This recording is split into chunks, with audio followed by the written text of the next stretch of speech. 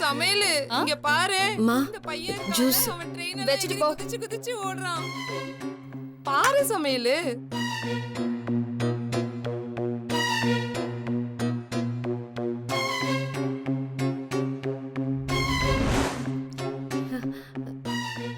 என்ன இல்ல, அ, அ, அது வந்து வச்சிட்டல, கிளம்பு. உன்னை கேட்கணும். என்ன விஷயம் சொல்லு. ஒன்றும் இல்லம்மா. என்ன முத்து, என்ன வேணும்? அது தைரியமா சொல்லு முத்து, சொல்லு.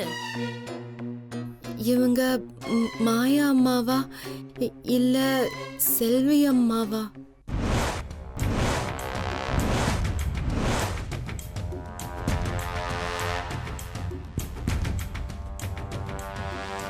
ஏய், என்ன என்ன பேசுற மாயா, நீ? மாயா, கூல் டவுன் மாயா. என்னடி கூல் டவுனு? அவ வேலைக்காரி. அவ மாயா கிட்ட வந்து செல்வியா மாயாவான்னு கேள்வி கேக்குறா. நீ அவளுக்கு சப்போர்ட் பண்ணிக்கிட்டு என் பொண்ண கூல் டவுன்னு சொல்ற. ஏ முத்து, என்ன உனக்கு திமிரா? முத்து, தேவையில்லாம பேசக்கூடாது, போ. அவ தேவையில்லாம பேசலையே. அவ மனசுல இருக்கிற சந்தேகத்தை நம்ம கிட்ட தெளிவா கேக்குறா. இவ மனசுல இருக்கிற சந்தேகம்லாம் நமக்கு தெரிஞ்சாகணும். அப்பதானே நாளை பின்ன எந்த பிரச்சனை எதுவா இருந்தாலும் நம்மளால பண்ண முடியும். புரிஞ்சுதா?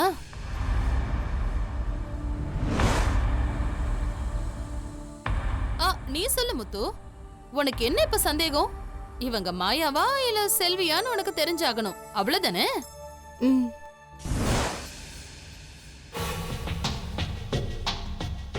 ஆமா, உனக்கு ஏன் இந்த சந்தேகம் வந்துச்சு?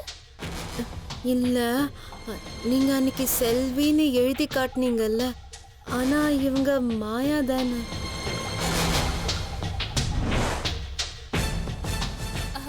ஆமா முத்து, இவங்க மாயா அம்மா தான், செல்வி கிடையாது. என்னடி இவ இப்படி போட்டு உடைச்சிட்டா? சந்தோஷோட வைஃப் ஆக்சிடென்ட்ல இறந்துட்டாங்க. என்னடி இவ பாட்டுன்னு சொல்லினே போறா. ஏ சந்தியா, என்ன பண்ற? ஒரு வேலைக்காரி கிட்ட போய் விளக்கம் கொடுத்துட்டு இருக்க. கொடுத்துதானே மாயா ஆகணும். அவ மட்டும் அப்ப உன்னை செல்வின்னு சொல்லலன்னா என்ன ஆயிருக்கும்? கொஞ்சம் யோசிச்சு பாரு. சந்தியா, எது பேசினாலும் கொஞ்சம் யோசிச்சு பேசு. இத நான் பேசலங்க, சந்தோஷ் முத்து கிட்ட பேசினது. இனிமே இவ தானே செல்விய பாத்துக்கணும்னு சொன்னா, செல்வி செத்துட்டான்னு இவளுக்கு தெரிய வேண்டாமா? சந்தோஷ் ஐயா வைஃப் ஒரு ஆக்சிடென்ட்ல இறந்துட்டாங்க.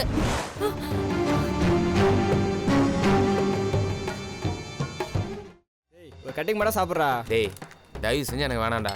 நீங்கள் எவ்வளோ வேணாலும் குடிங்க, நான் உங்களுக்கு கம்பெனி கொடுக்குறேன். ஆனால் உங்களை நம்பி இந்த ஒயின் ஷாப்பில் தண்ணி கூட குடிக்க மாட்டேன்டா. டேய், என்னை மன்னிச்சிரு மச்சான். நான் வேணா இந்த சிப்ஸை மட்டும் சாப்பிட்றேன். அடிங்கடா. நீ ரொம்ப நல்லா வேண்டாம் மச்சான், நீ எடுத்து குடிங்கடா.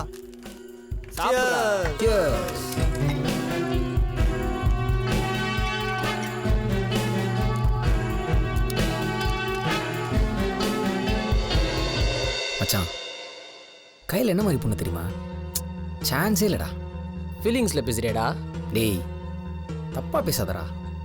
அவங்க மற்ற பொண்ணுங்க மாதிரி இல்லை. இது வரைக்கும் நான் பார்த்த பொண்ணுங்களே ரொம்ப டீசெண்டான பொண்ணுடா கையில்.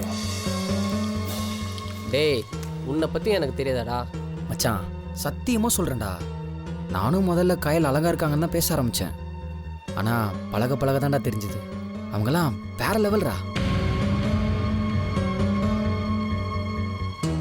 இப்போ என்னதான் சொல்ல வர? அது எப்படி சொல்கிறது? நம்ம ஜெனிஃபரை பார்த்தேன்னு வச்சுக்கேன், எனக்கு அப்படியே கில்மாவாக தோணும். அதே அந்த பிரியாவை பார்த்தா அப்படியே கில்ஃபான்சியாக தோணும். ஆனால் எந்த அழகான பொண்ணை பார்த்தாலும் என் மனசுக்குள்ள ஒரு டிஆர் பாட்டு ஓடுண்டா. அதே கையில் பார்த்தா மட்டும் அப்படியே கை எடுத்து கும்பிடுன்னு தோணுண்டா.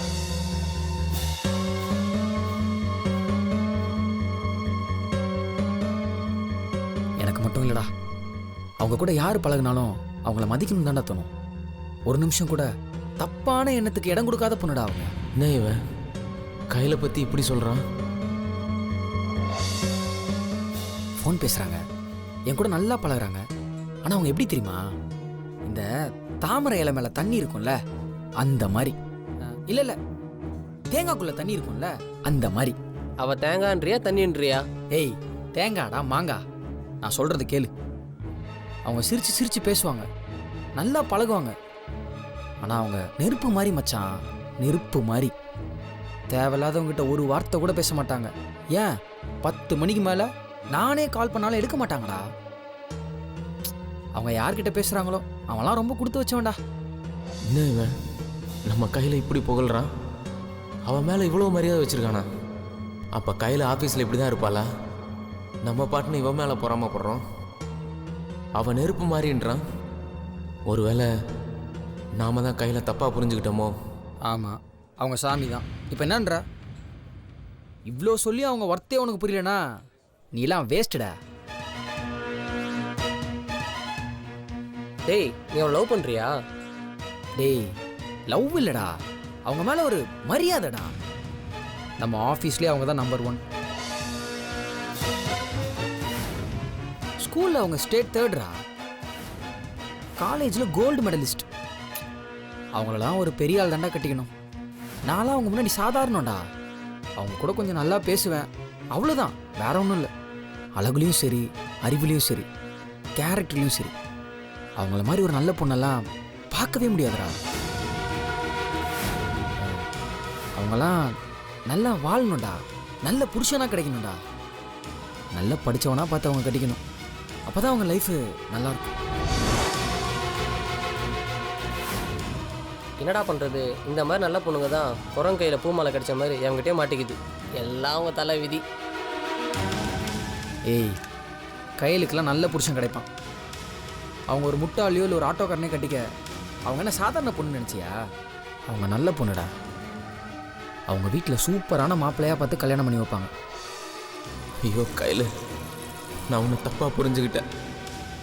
உன்னை ஊரெல்லாம் போல்ந்து பேசுகிறாங்க. உன்னோட அருமையை எனக்கு தெரியலையே கையில். ஐயோ என்னை மன்னிச்சிரு கையில்.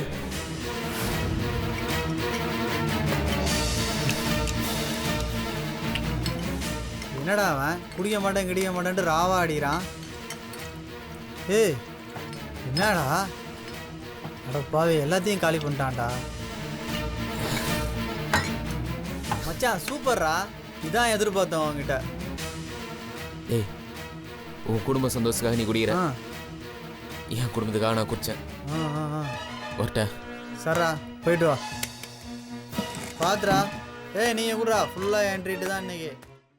அன்னைக்கு நீ ஆட்டோவில் ஏறி என் பக்கத்தில் வந்து உட்காந்து அடுத்த நிமிஷமே என் வாழ்க்கையில் எல்லாமே எனக்கு திரும்ப கச்சிட்ட மாதிரி இருந்தது தெரியுமா? சும்மா அப்படியே தலையில் கிரீடத்தை தூக்கி வச்ச அம்மா இருந்தது. எனக்கு எவ்வளோ பெருமையாக இருந்தது தெரியுமா கையில்?